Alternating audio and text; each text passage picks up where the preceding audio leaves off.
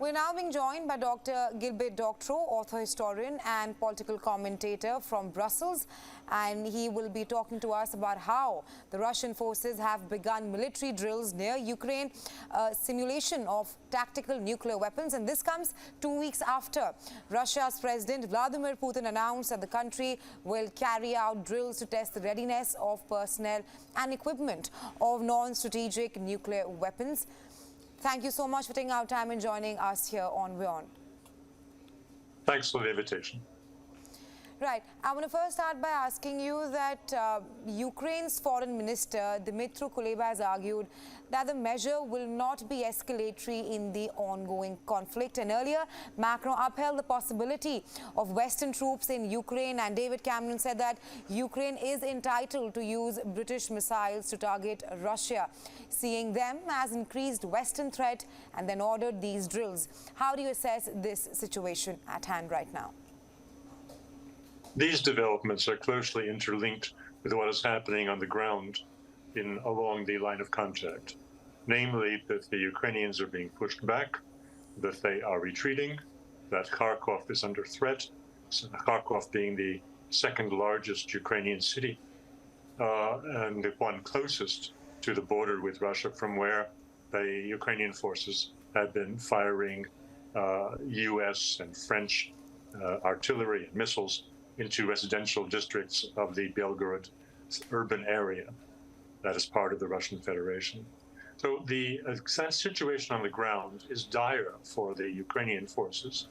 The Russian television reported yesterday on progress being made from Lugansk Oblast, a region, into heading west across and pushing back Ukrainian forces in the direction of Kramatorsk and Slavyansk, which are two important cities in the middle of the neighboring province or region of Donetsk. Now, these signs are clear, and the West is reacting to them by increasingly irresponsible and threatening maneuvers.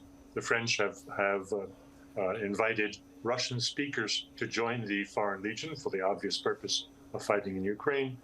We have heard what the items that you mentioned at the outset, where the United States, in particular, is releasing Ukraine from the obligation not to strike targets inside Russia and to use its missiles in the most destructive and terrorist fashion to make it seem as though the Ukrainians are holding up their end when they are not. So the response from the Russians has been what we saw yesterday, and I watched on Russian state television, 5 or 6 minutes of very explicit coverage showing the kind of delivery systems, the kind of jets that are being now in practice and are working with nuclear-capable missiles near the Ukrainian border.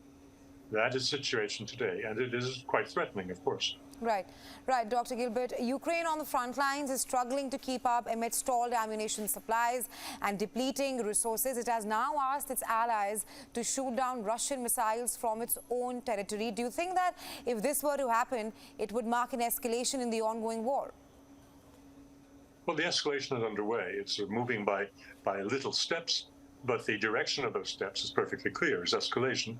Say the United States in particular, by releasing Ukrainians from any particular restraints for the delivery of long-distance weapons, such as the ATACMS. We know that 2 days ago the Ukrainians reported they had sunk a Russian naval vessel off of Sevastopol using ATACMS. That is a very capable ground-launched American long-range missile. So the ongoing escalation from both sides is obvious to any observer. Right. Russia's drills also comes as a show of strength and might. What do you think is the larger objective here? Well, the objective of the Russian military exercises is to sober up the West. Now let's look at what they showed on television. They were ground-launched nuclear-capable missiles, which are portable. More importantly, there are air-launched, and they showed the MiG-31s that are carrying Kinzhal hypersonic missiles, that are going to deliver 5-kiloton nuclear, tactical nuclear weapons. These Kinjal are unstoppable. So all talk of shooting down Russian missiles is utter nonsense for people who know anything about the military prowess of the Russian armaments. The Kinjal is precisely the missile that has destroyed American Patriot anti-aircraft or air defense systems, which are supposed to be the most sophisticated in the Western world. They were destroyed. They will be further destroyed if the United States proceeds with delivery of another Patriot.